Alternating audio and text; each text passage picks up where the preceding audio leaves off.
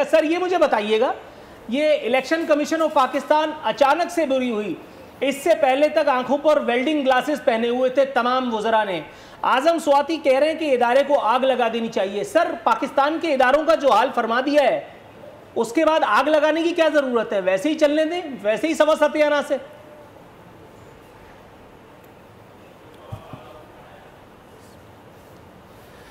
शुक्रिया नूरुल आरिफीन साहब। बेसिकली जो आपने जिक्र किया है मिनिस्टर साहब की स्टेटमेंट की, तो मैं ये कहना चाहता हूँ कि होना ये चाहिए था कि आज मीडिया और पूरी कौम आप हमारा साथ देते।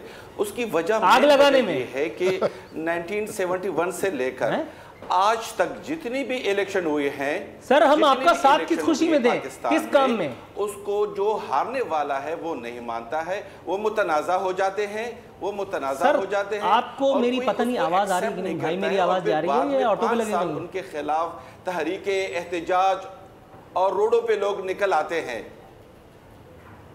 जी आरिफीन सर, आप मुझे सुन सकते हैं?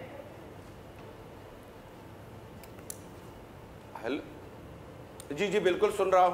अच्छा, आपने एक लतीफा सुनाया कि हम लोगों को मिल करके, इस कौम को मिल के आपका साथ देना चाहिए। आप खुदा न खास्ता इलेक्शन कमीशन में आग लगाने के मामले पर हमसे हमारी मदद के तालिब हैं?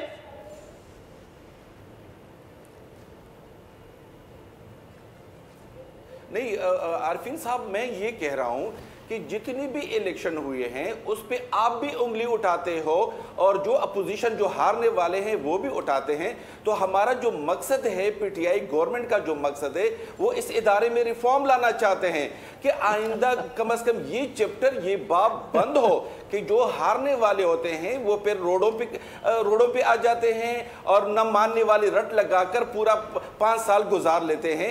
मुझे ये बताइए कि अगर हमारा ईवीएम सिस्टम जो हम फार्मूला दे रहे हैं, सर जो आप फार्मूला दे रहे हैं, वो फार्मूला उस एक इदारे ने ही मुस्तरद कर दिया टेक्निकल ग्राउंड्स पे, जिसने एग्जीक्यूशन की तरफ जाना है।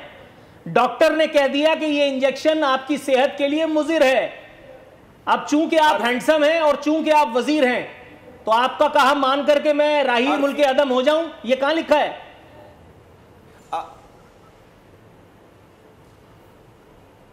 आरिफीन साहब, फिर हमें ये बता दिया जाए कि इलेक्शन कमीशन का काम ये है कि क्योंकि शफाफ इलेक्शन को कंडक्ट करना जिसमें कोई उंगली ना उठाए, फिर वो हमें एक सिस्टम दे दे।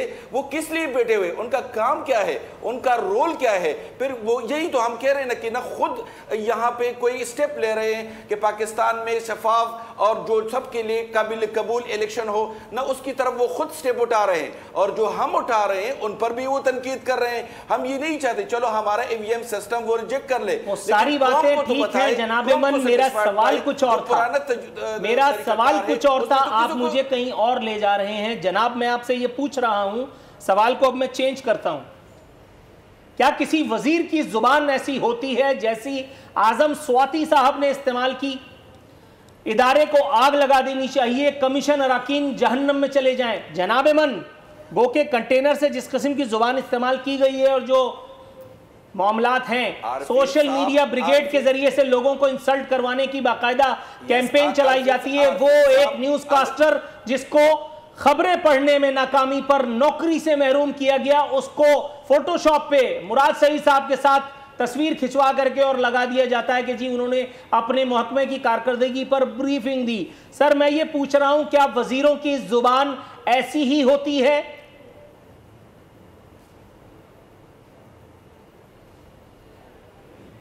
आरिफीन साहब, अगर आजम स्वाति के स्टेटमेंट की आप बात कर ले तो उससे मैं इसलिए इत्तेफाक करता हूं कि आज इस मुल्क में एक बहुत बड़ी जुमात वोट की इज्जत दो कि जो नारा लगा के गली गली और शहर शहर जाकर वो एहतजाज कर रहे हैं, तो वो किसकी वजह से?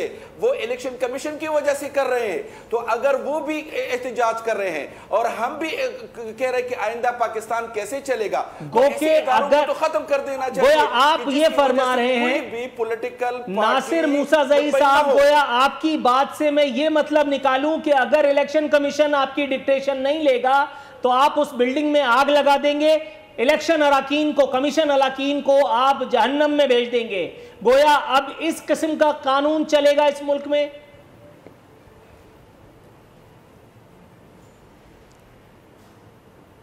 आरफीन साहब फिर ये मुझे बताए कि नून लीग वाले जो आजकल सरापा एहतजाज है और वो इस मुल्क को आग लगाने की दर पे है, सर, हमारे इदारे सवाल का जवाब आपने नहीं दिया। आप फिर एक मर्तबा जो है वो चौरंगी घुमाने की नाकाम कोशिश कर रहे हैं। मैं नून लीग का सवाल पूछ लूंगा।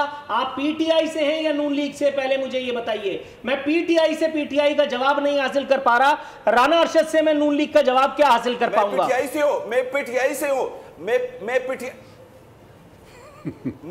पीटीआई से हूं, लेकिन अगर इस किसी इदारे पर पॉलिटिकल पार्टियों का किसी मुल्क के वोटर का एतमाद नहीं है तो ऐसे इदारों का रहने का कोई जवाब नहीं है। ऐसे इदारों का रहने का कोई जवाब नहीं है। ये तो फिर थोड़ा सा तवक्कुफ कीजिएगा, क्योंकि ये आपने अजीब बात कर दी है। गोया फैसल वावडा को दिया गया रिलीफ भी आपकी जमात फरामोश कर चुकी।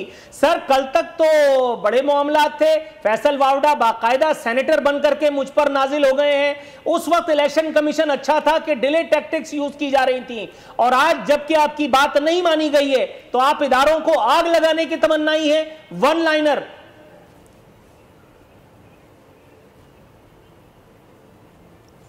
हम चाहते हैं कि हम न फैसल वाडा के लिए रिलीफ चाहते हैं न किसी और शख्स के लिए। फैसल वाडा को रिलीफ मिल गया, फैसल वाडा एमएनए से सेनेटर बन चुके, अब उनको क्या रिलीफ दिलवाएंगे? आप क्या सदर मुमलिकत बनाएंगे उनको?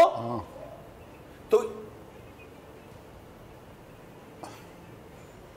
अगर ये गलत काम कर रहे हैं तो क्या हम उनके गलत काम को जस्टिफाई करेंगे? फैसल वाडा का रिलीफ सही था, तो आप भी फैसल वाडा का रिलीफ सही था, लोगों को नाजायज फैसल वाडा का रिलीफ सही था और ये काम गलत है, आप ये फरमा रहे हैं? यस और नो? आरफीन साहब, हमारे इदारे राना अरशद साहब के पास जाएंगे। राना अरशद साहब, अब तक की गुफ्तगू नासिर खान मूसा जई साहब फुल एमएनए पाकिस्तान तहरीक इंसाफ से आपने सुनी। अगर मर्जी का फैसला ना आए, अगर मन मर्जी ना चले तो इदारों को आग लगाएंगे, कमीशन अराकीन को जहन्नम में भेजेंगे और पता नहीं क्या कुछ करेंगे, और उसमें सोने पे सुहागा के इन्हें मेरा और आपका ताउन भी चाहिए। जनाब मन, कुछ इरशाद फरमाइए। नूरुल आरिफीन साहब, मैं सिर्फ यही अर्ज कर सकता हूं कि आप देखें कि आज 11 सितंबर का दिन है।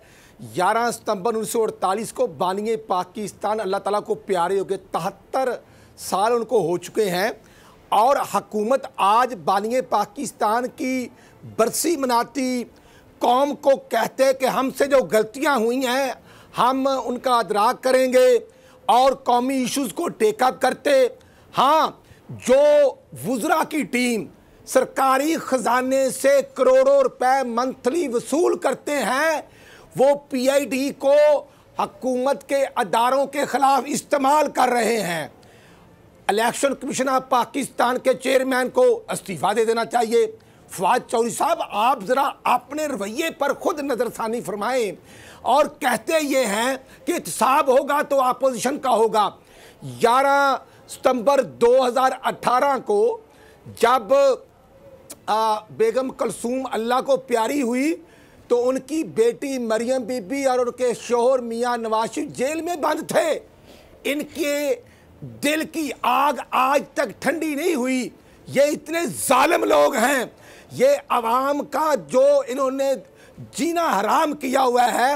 ये इसलिए मैं अर्ज कर रहा हूं कि आज आप देख लें, 16 दफ़ा मेडिसिन की कीमत महंगी हो चुकी है, और 2 हफ्ते पहले खुद प्राइम मिनिस्टर साहब ने मेडिसिन की कीमत महंगी की है। अच्छा सर, ये महंगाई और दीगर चीजें तो हम अपने प्रोग्राम में रूटीन के तौर पे डिस्कस करते हैं राणा साहब। इस वक्त मैं चाहूंगा कि अगर हम इलेक्शन कमीशन को ही डिस्कस करें, ये मेरा ख्याल है वो पहला प्रोग्राम है, शायद वो वाहिद प्रोग्राम है अभी तक का जिसमें हम किसी एक खास मौजू के बारे में ही बात करेंगे। हम 2-3 मौजू के बारे में बात नहीं कर रहे। आरिफी साहब, मैं तो इलेक्शन कमीशन ऑफ पाकिस्तान की बात कर रहा हूं।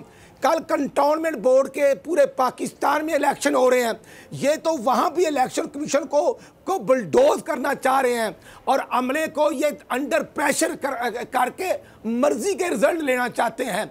इसलिए मैं अर्ज करना चाहता हूँ कि इमरान खान और उनके वुज़रा को अपना रवैया बदलना होगा। अब हम इनको वोट पर डाका नहीं मारने देंगे।